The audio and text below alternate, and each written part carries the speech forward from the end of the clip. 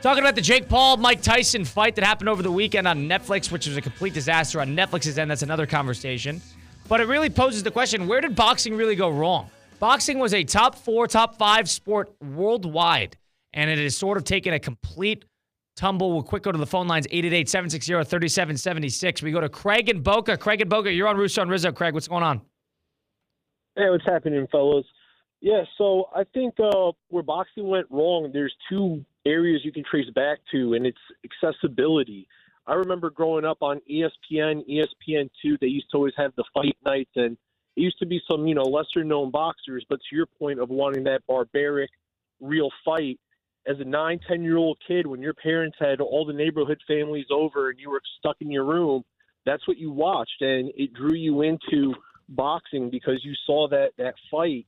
And then, when the big names popped up on the pay-per-view, you wanted to see it because you've been watching those little guys, and then the big dudes really struck your eyes, and there's no star power anymore in the boxing world. I can't even name the heavyweight champ. Right. And the second thing is the fall of boxing gyms and boxing classes. I remember as a kid, there were boxing gyms basically in every town, or there was one in the county, and you could go get lessons from whether it was some guy that fought that, was a bar fighter or someone that had a little bit of notoriety to his name. But I just feel like a lot of that's gone out the window. So for me, those would be the two areas where they went wrong. Craig, who is your boxer growing up? Who'd you like watching? Oh, me, I was a huge fan of Oscar De La Hoya. And then after Oscar De La Hoya, I was a big Evander Holyfield guy. So, yeah, definitely liked watching those guys throw hands. So, yeah, that's kind of the two guys that I really watched growing up. But then I'm a historian, so I'd watch old film, Marvelous Marvin Hagler. Him versus Hearns, one of the best boxing matches of all time in 85. Yep. I was a big Roy Jones guy. I really loved how he, crossed over into basketball, too. And, shameless confession, I used to listen to his rap songs before football games. Oh, yeah, dude. So, yeah. Yeah. So, no, for me, but, I'm just naming guys, and we're just throwing out names, and we could go on for days about them. Right. And it's been 25, 30 years since they've laced up. Craig, hang on. I got can't be touched. Can't be. Yeah, man. Roy Jones Jr. I'm on that same boat, Craig. Mm-hmm. That's it. Yeah. That's amazing. Great song, dude. Are you kidding me, man? Before St. Joseph and John football games, Colin, little Roy Jones, can't be touched, can't be. Oh, yeah. Appreciate the call, Craig.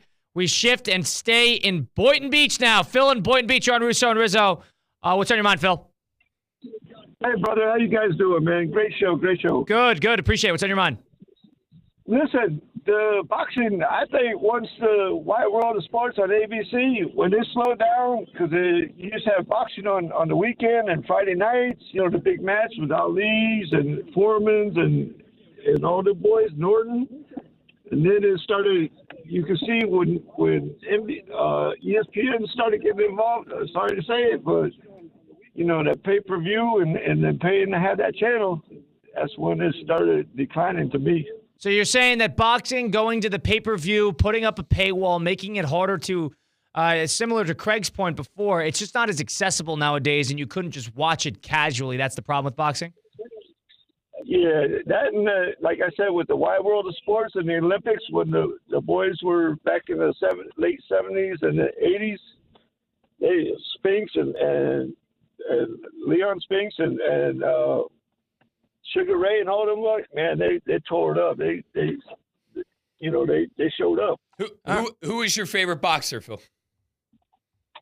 I don't, man. It's hard to really say because I'm 67 years old and I've seen a lot of it. Right. And I love Sugar Ray growing up. When back in the day.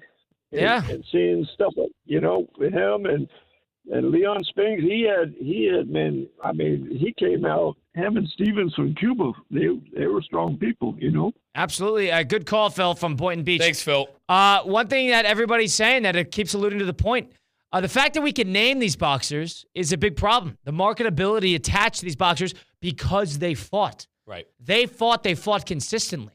These boxers nowadays fight in one fight a year. It's in a under-marketed, no big-name star fight that's, in some buried weekend, God knows when.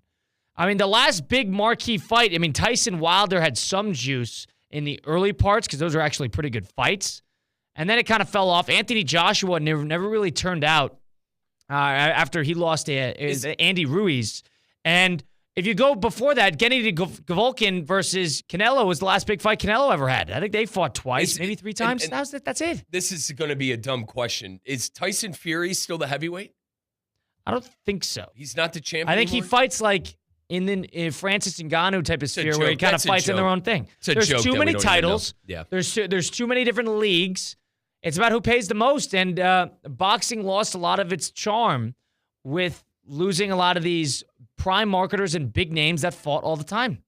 And whether that is, I think there's something to be said about the culture surrounding boxing. People see Muhammad Ali and how the end of his life looked. And it was a rough watch anytime you saw Ali, whether you wanted to attribute it to the head trauma or not. I think that attributes to some of the distaste that comes with being a boxer because you fight so much. He had 60-something fights in his career. And he was nobody dodged more punches than Ali. And I know it was Parkinson's and the whole thing. But yeah, I think it just gets a bad rap because those guys generally just their health deteriorates. But we stay in Boynton Beach on the phone lines, 888-760-3776. Where did boxing go wrong? Eddie in Boynton Beach, you're on Russo and Rizzo. What's up, Eddie? Hey, fellas, how you doing? Excellent. What's on your mind? Good, man. Yeah, I think you kind of hit it on the head a little bit with all the organizations, but that wouldn't be a problem if all of the promoters would get together and put the good fighters to fight each other. Good point. I mean, we got Terrence Bud Crawford right now. He should have fought. He should have fought Spence years before he finally fought him. The number one guy over the last 20 years was Floyd, and he had to wait. And he waited and waited around to fight like Manny Pacquiao, all these bunch of guys. Fought Canelo early, yeah. Old. Yeah, exactly. So, they're nitpicking a little bit here and there. And, so I think that, like the alphabet soup, like you said, the promoters not being able to get together and, not putting the best fighters in the world to fight each other, that was a deterrent. Then also HBO going off the air. There was always good fights on Saturday night along with Showtime. So there was always a good hub. Always a good hub of where to watch the young fighters. There was a program called Showbox. It would it would show the young up and coming fighters. And HBO also had a program like that. It eludes me, but I think all of that is a big contributor to why boxing has gone down. It's really big now in Britain, and that's like our last hope for us boxing fans. Yeah. That, the British promoters really take it. You got Frank Warren out there, you got Eddie Hearn, and they're the ones that do the big fights. And oh, by the way, Usyk is the heavyweight champion now. Tyson Fury they're going to do a rematch in a couple of weeks. Thank you, brother. Okay. And Joshua just got knocked out by Dubois. Yeah, he stinks. There is a lot of stuff. There's still a lot of positives. Have to get through the alphabet soup, but hopefully these promoters, get their heads out of their butts and put the fighters, to fight each other like they're supposed to. I'll talk to you guys. Yeah. Thank you, brother. Eddie. Thank you. There's a real boxing fan right there. You can tell. Oh, my God, yeah. He's fiending for a big-time matchup. We stay on the phone lines. Jared in Palm Springs, you're on Russo and Rizzo. What's up, Jared? What's on your mind? What's going on, gentlemen? All good. How all we good. doing, What's brother? up? That was a good call by that last caller. I was going to let you guys know that Usyk is the champion now after he beat Tyson, which was actually a really good fight. You guys probably didn't get a chance to watch that. Right. But, to be honest with you, I like the big fight in boxing. I didn't even know what was going on. Right. I didn't even know. Right. I didn't even know. That goes to the marketing of it, but go ahead. Definitely the marketing. One of the biggest things, though, I think that's going on with the boxers is like they're not fighting each other when they're at the pinnacles. So right now, one of the bigger fights that they're trying to put together is Shakur Stevenson and Gervonta Davis. Yeah. Those two boxers are amazing. And back in the day, you got those highlights. You got the Tyson Holyfields. You got if you go way back, you got Joe Frazier and Ali. You got the big names when both names are at their pinnacle going at one another. Now what you're getting is up-and-coming undefeated people who against the stars. And then, you want to see if these stars can stay undefeated.